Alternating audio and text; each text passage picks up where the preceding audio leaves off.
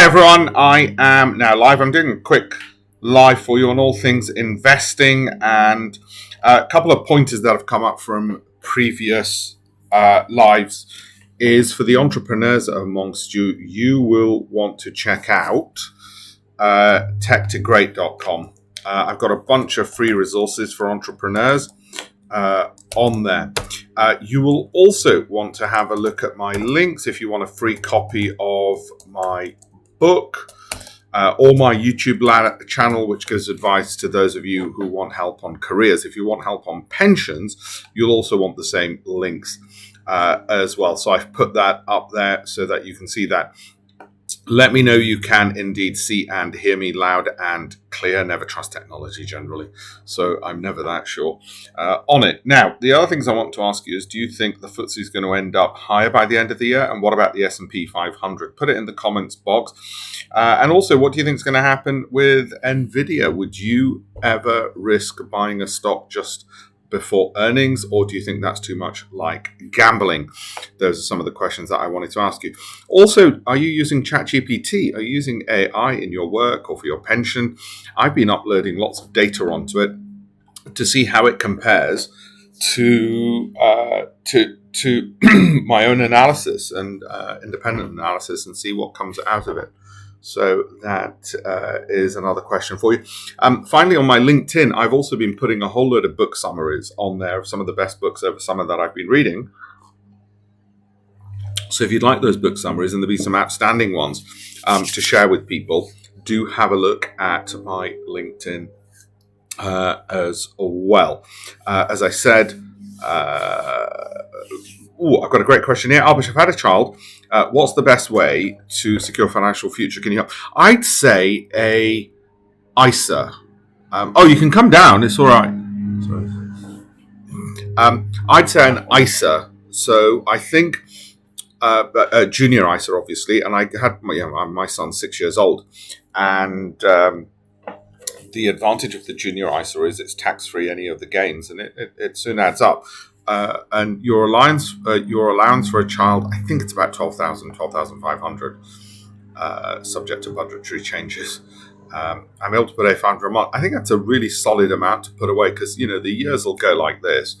And I think a junior ISA, if you're in the UK, if you're not, there'll be an equivalent in your country, and they're always good to invest in. I'm going to give you some links on just general free tools that I've put on, just free education material. I basically converted all my books into a series of videos.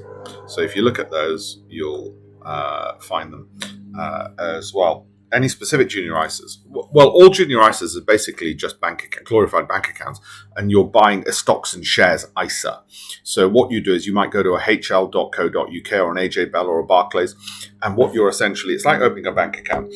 You wire the money across, say £500, and then you buy a stock. And this is not a recommendation, but you might say, well, you'll buy Microsoft or Apple, and you put £500 in, and you say, I'd like £500 of a particular stock. They'll walk you through it. It's so easy. Would you be investing in private equity at the moment with the rate cuts? Well, my business partner out of Germany just called me up. We're in private equity. We have a private equity fund, though I should say he runs it. Well, my two partners run it rather than me. We're not big enough to be impacted by the rate cuts and all the rest of it, and I'm not investing in private equity any more than having exposure already to that sector because of the role that I'm in. So that doesn't bother me. I should say somebody's phone's ringing. Is it your phone? Perfect. There you go.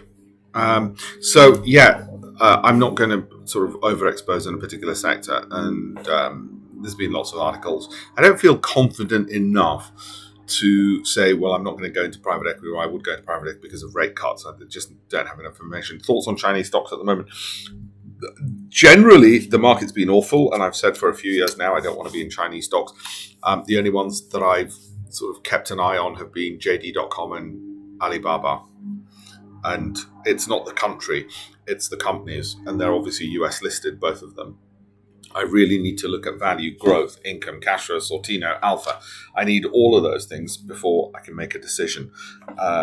So it's not that I'll say I'll gamble on a country. That's not the case.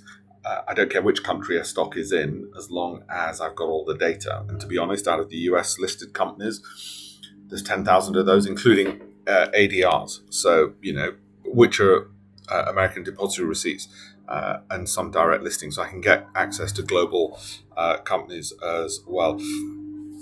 Rashid, I don't make decisions on such a narrow piece of information, such as one country, 13F filings. You can do that. It's not a hypothesis I've tested. I will look at 10,000 stocks, look at their valuations, their revenue growth, their dividend yields, their Sortinos and alphas, and test that hypothesis. I've done that. That works for me. And rising momentum. So your one, unless you've tested it and you've taken all the data on board, you've got to take a scientific approach to these things. After all, it is your money. And if you don't, then you're just gambling, which is fine. You might get lucky. You might have found a nice niche of information which allows you to make money off it. It's not one that I have enough information on to be able to add to what is essentially an investment experiment that you're undertaking. Think of all investing like an experiment. If it's an experiment, you want lots of data. You want to have a hypothesis, a theory that you've tested to satisfaction, and with sufficient confidence of the outcomes that, yes, you do want to then take action upon it. That's the attitude, this sort of scientific approach. It's not just me who says that.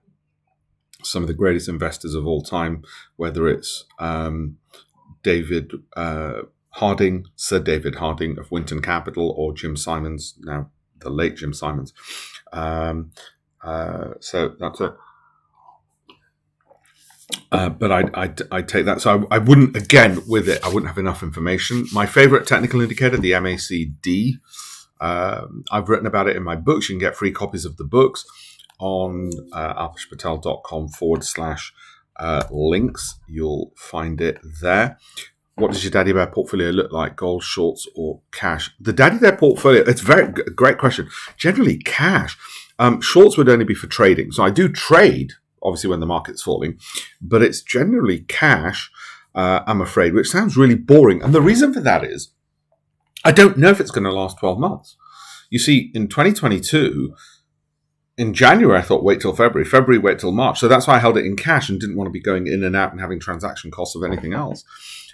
So that's why it looks the way it does on that. I think rate cuts will drop dollar and raise gold. Silver, well, gold is priced in dollars. So if the dollar buys less of something, then the price of that thing has to go up. So, yes, a falling dollar usually means rising gold prices.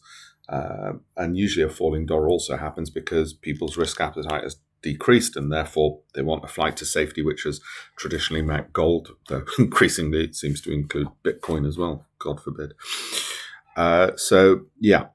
What happens to emerging markets in a US downturn?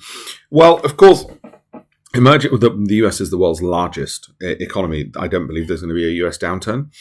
And increasingly, those emerging markets, if they're within the South Asian sphere, they'll be more reliant on the Chinese markets, or increasingly reliant on the Chinese markets than they've ever been before. So that might cushion them somewhat. But emerging markets, you've got higher volatility. You just need to look at the data.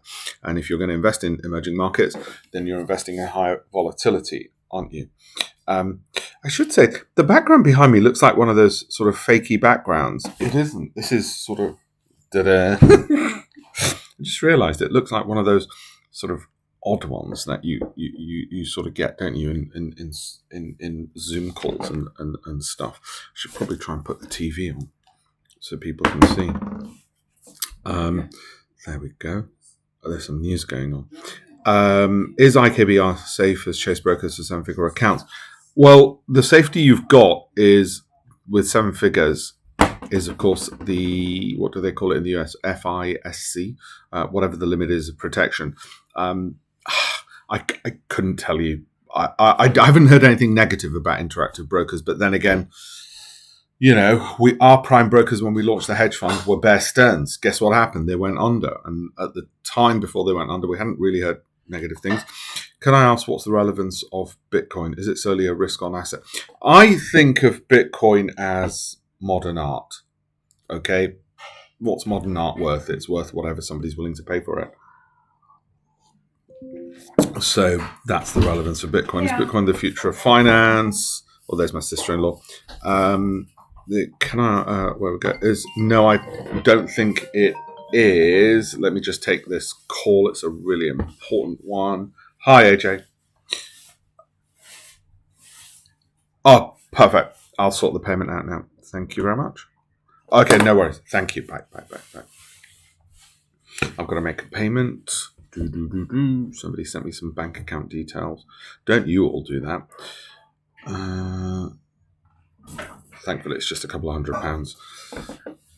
Those damn sisters-in-law just come and go as they please. It is true. They do. Shrey, come say hi to everyone. She's a school teacher and a very good school teacher for special needs. Hi. Right. Thoughts on NVIDIA earnings. I've written an article about this on my LinkedIn, and the link to my LinkedIn is here. So there, and I've done a detailed one on whether you should buy before and not, the pros and cons on all of that. ETFs. So with ETFs, the rankings are momentum, because you can't do valuation really, because it's a whole basket of stocks. You could if you sort of disaggregated it all. Value, growth, income, cash flow, Sortino, you can't really do in the normal way. So Sortino and Alpha, you definitely can. Volatility, you can. And momentum, you can. And those are really critical for me in ETFs. Outlook on the market at the moment. You get that in my market update. So rather than just giving you a one sentence, so if you said one sentence, it's overbought. It looks like there could be a potential 10% more to the upside on the S&P because it's mimicking what happened in 2021. We're sort of at October 2021. So have a look at the S&P 500 October 2021, and that's where we are. If engineers were the most important talent in company in the last 10 years, do you think that will change? No, I think engineers, because they've got strong skills, math skills in particular, they're combining strong technical skills, which are very hard to replicate and require a lot of natural talent.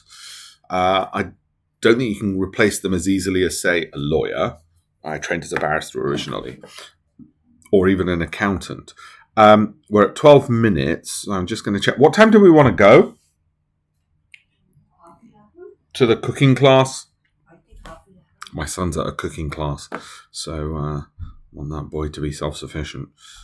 So I'm going to go join him in a second, and I've got to make this payment as well. So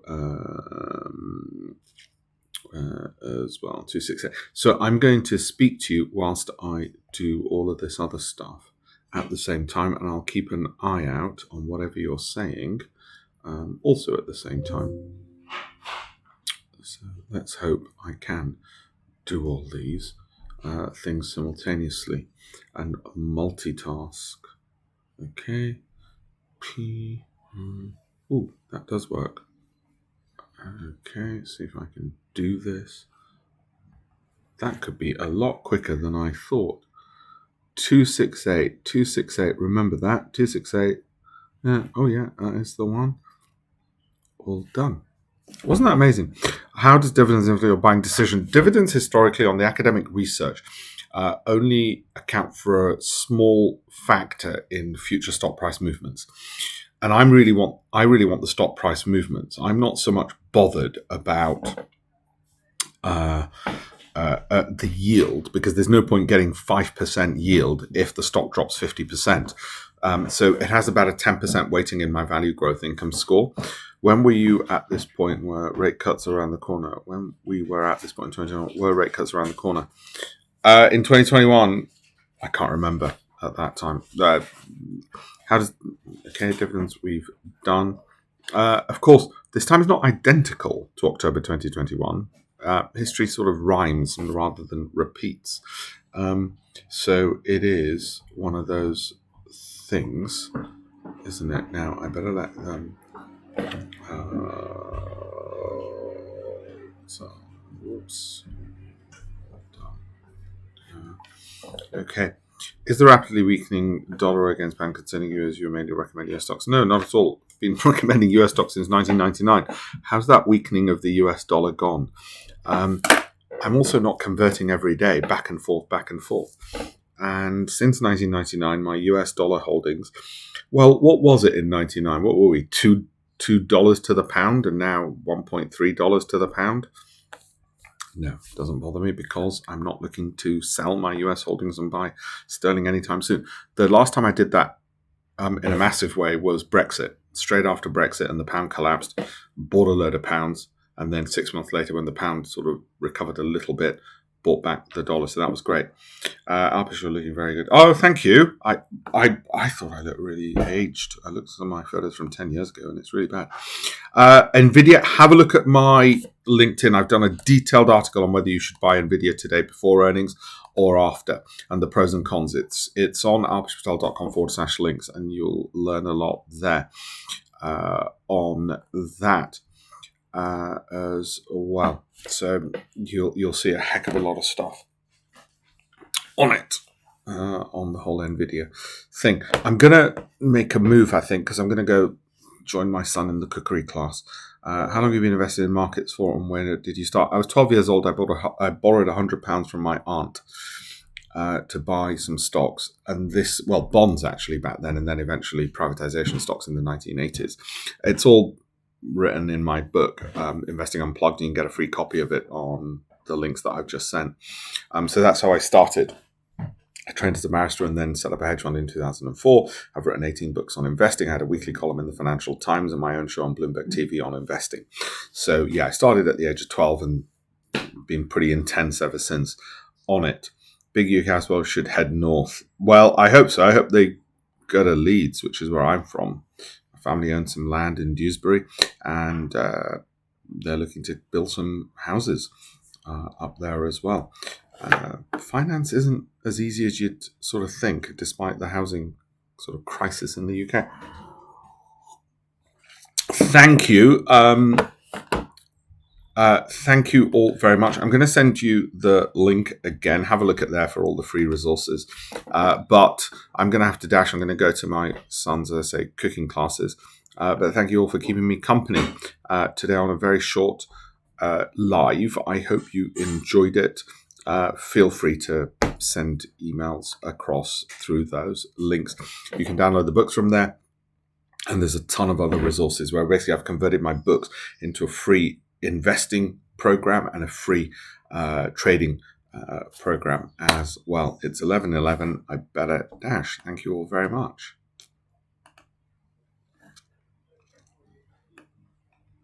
Oh, somebody's just asked, is it a background? No, it's not a background, because you can't do that with a background like that. Is it a background? You can't do this with a background either.